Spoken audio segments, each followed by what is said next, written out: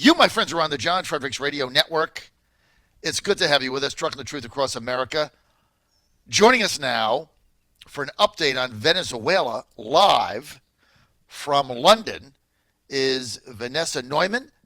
And Vanessa is the special representative of the Juan Guaido government in Venezuela, representing his government in London. When he does take power, then Vanessa Neumann will be the ambassador to the UK from Venezuela, and she's joining us now. Some things are looking good and some aren't for the Guaido government. Vanessa, thanks for being with us. Thank you for having me on. Always a pleasure. I feel like we've traveled the long road together, you and I, on the Venezuela issue, and I thank you for that. So to your point, actually, an interview with me was published in today's edition of the Financial Times, which, is a London-based newspaper, but it's probably the most influential financial newspaper in the world, in terms that it's, read by policymakers and financial markets everywhere. So and the interview with me was very good, and I talked specifically about the challenges of running my diplomatic mission in the UK when we still have the usurping drug cartel occupying the building. They won't leave, despite the fact that I am recognized by the UK government. My government Juan Guaido is recognized as a legitimate interim president by the UK, the US, and 52 other countries actually. And yet, they won't remove their diplomats, and they won't give us our buildings. So I have to. This is an effort to try and save the country in a very uneven battle. But it's a battle we're going to fight, and it's a battle we're going to win, because it's a battle that's on the right side of history, and it's in defense of my country. There is no option but to fight for my people. Vanessa Neumann, in what should be a blow to the Madura regime, Russia, we talked about this earlier, very early today, Russia withdraws key defense support to Venezuela. They've withdrawn some of their advisors in the last week. This is an embarrassment to Nicolas Maduro, no doubt, and his regime.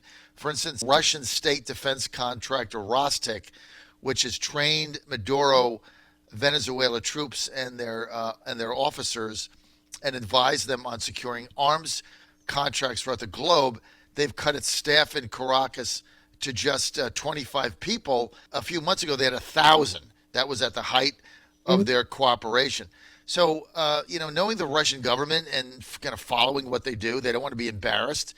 So is that not a sign that the Russian government is looking at this, and even though, they made the phone call to encourage him to stay a couple weeks ago and not go to Havana, he was getting on a plane.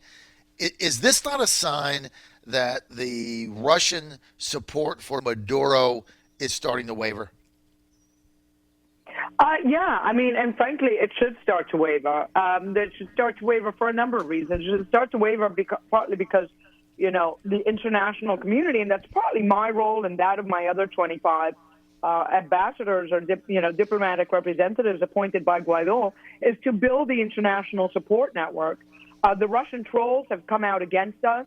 They're waging an online information warfare, the same way they have done in the U.S. and the European elections and other places as well, because there is no rule of law in Venezuela. So they understand that our role is important, and because we are turning the opinion of the international community against those who support Maduro, because this is a massive humanitarian crisis. This is a huge exodus that's bigger than Syria. So they're going to lose a lot, and there'll be more sanctions against Russia for their support of Maduro. And not only that, Maduro just cannot pay them back. So what is the point of trying to prop up a drug cartel dictatorship if they basically can't pay you? They can't protect your interests. The Russians are just not going to be able to get, in the long run, what they want. And they're going to pay a high price for sticking a finger in the eye of the U.S. and oppressing 30 million of my people. I mean, so now... they would be wise to negotiate. They would be wise to flip sides, to negotiate, to come in line with the with our Constitution, to come in line with the right side of history, and then maybe, just maybe, they can salvage some of their assets and get back some of the loans that they want to have paid back. But continuing as they are, there is no path to them getting paid. And there is no path to them really exerting control. It's only chaos. You're on the John Fredericks Radio Network. We're with Vanessa Neumann, Special Representative of the Juan Guaido interim government of Venezuela. And she is the special representative of their government to the United Kingdom, which essentially is like their ambassador to the UK. And she's live with us in London.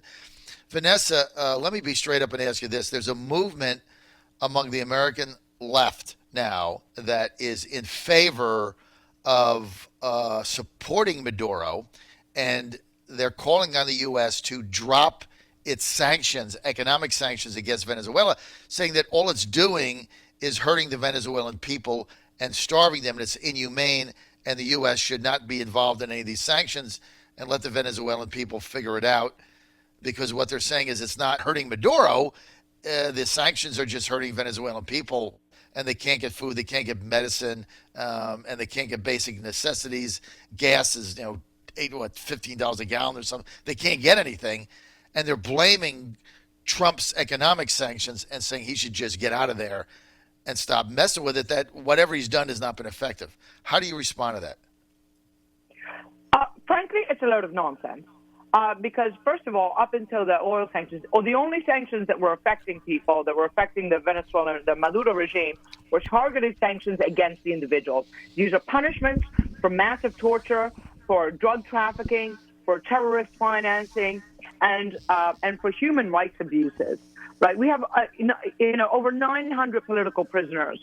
We have over 10,000 extrajudicial killings, and it is for that, and the biggest drug cartel on the planet. It is for that sort of behavior that not only the Trump administration, but also Canada and Europe have imposed sanctions on those individuals.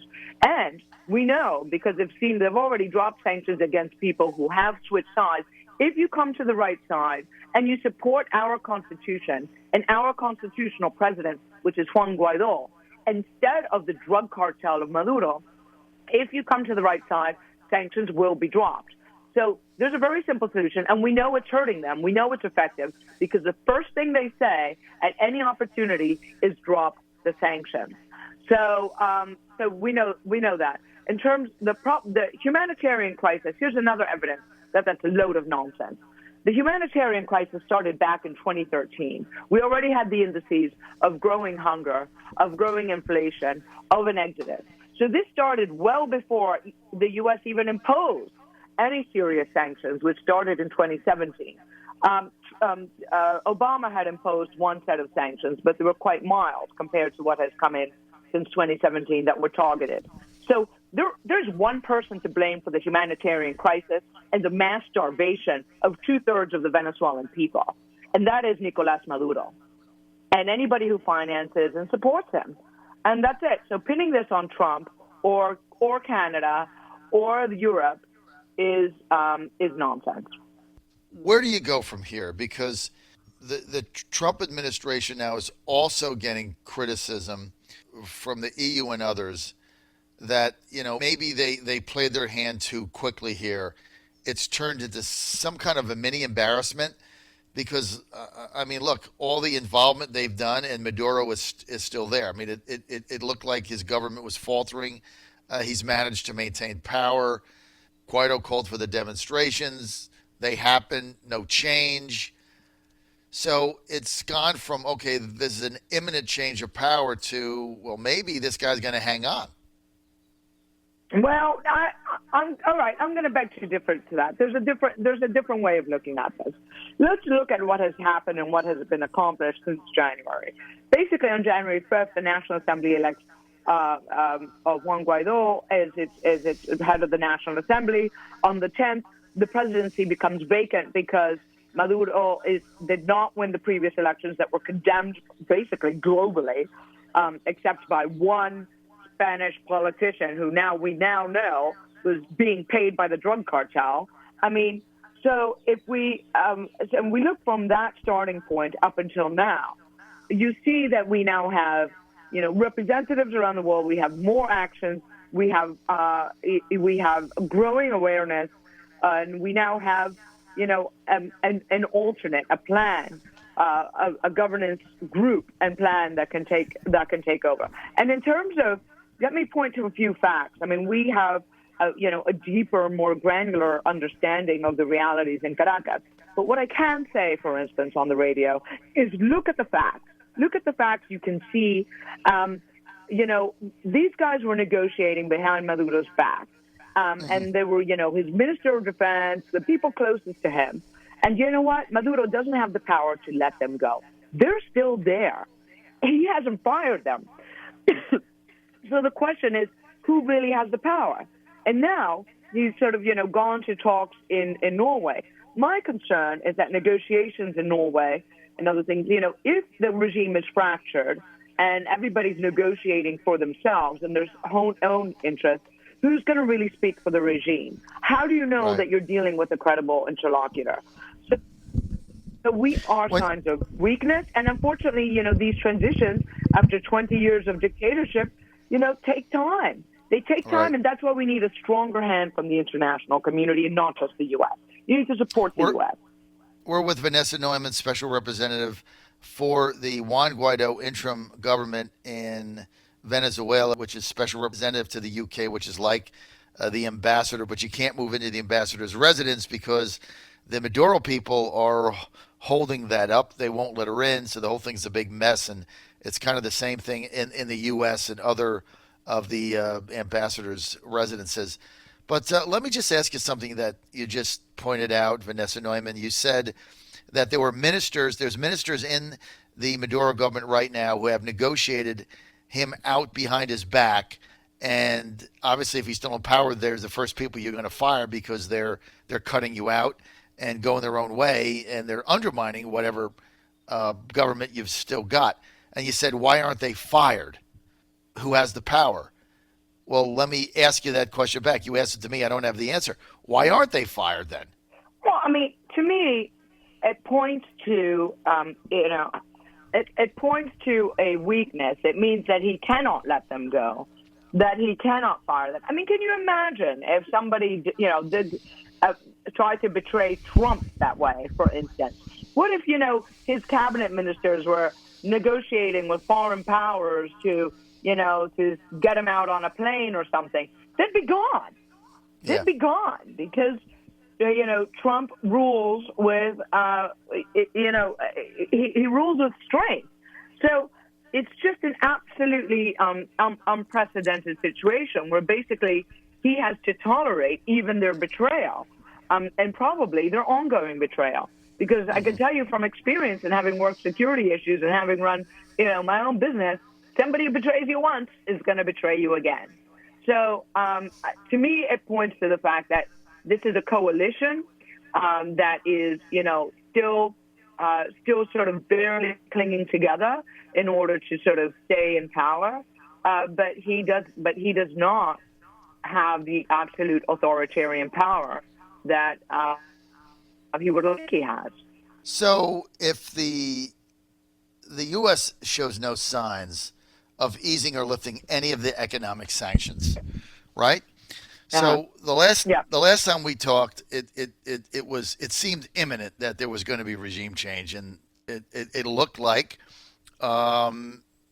Maduro and Guaido were in negotiation for something, like to put him somewhere and take his family and his key people. What has happened to those negotiations? This is my final question. What are the negotiations to? I mean, whatever became of them. Like 2 weeks ago, it was leaked to the media that Juan Guaido was actually in direct negotiation with Maduro, and in his abdicating power, whatever you want to call it, his removal from power, where he would go, what assets he would be able to keep, his family, his close advisors.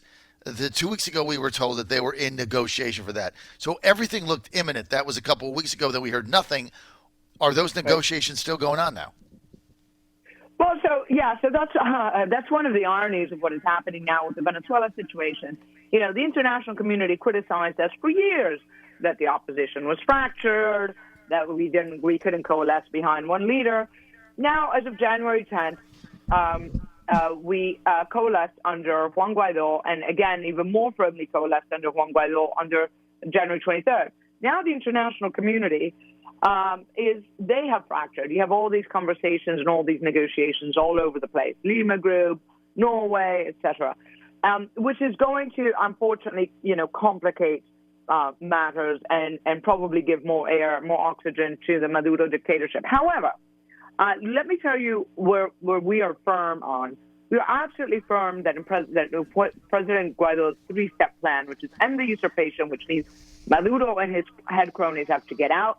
Then we have a transitional government. The terms for that are negotiable. Who's in the government, who's not, who's in the cabinet, etc. And then free and fair elections. So this is heading to free and fair elections. That is ultimately our goal. So you need to be aware that what we are trying to do is to eventually get back to democracy with free and fair elections. And we are firm that we will not shift, that Maduro cannot run for the presidency, that he cannot be a candidate because he's facing a case for crimes against humanity in The Hague. You can't be a brutal, torturing, drug-running capo and then, and think that you're going to abide by democratic standards. So where we stand with that is we are in negotiations because it has always been to bring Venezuela back to democracy through as peaceful a transition as we can possibly get. That is what our people deserve. So we are negotiating, and we'll see. Maduro still thinks that he can run. Maduro still thinks that he should be able to keep the presidency and that he can rig elections and that, he doesn't want to have presidential elections. What he wants to do is to have fake rigged elections to completely annihilate the National Assembly, which is the only internationally recognized body of democracy. Mm-hmm. He wants to destroy the last vestige of human dignity and freedom in Venezuela. And that's the only kind of election he's willing to anticipate. So our negotiation, we continue to negotiate for our country back to democracy, and we hope that he accepts those terms, because otherwise we will never give up this fight. Well, Vanessa Neumann, you're certainly resolved, as is Juan Guaido and many of your other supporters there, and we'll look forward to seeing you next week so we can keep getting these updates. And we're waiting for you to be named the ambassador of the Venezuelan government to Me UK, too. so I can come out there to the ambassador's complex and interview you live in London. So I'm looking forward to that. Vanessa, thank you for being with us. Vanessa Neumann, Special Representative to the United Kingdom of the Juan Guaido Venezuelan Interim Government. Vanessa, thanks for being with us. Thank you so much, Sean. Always a pleasure.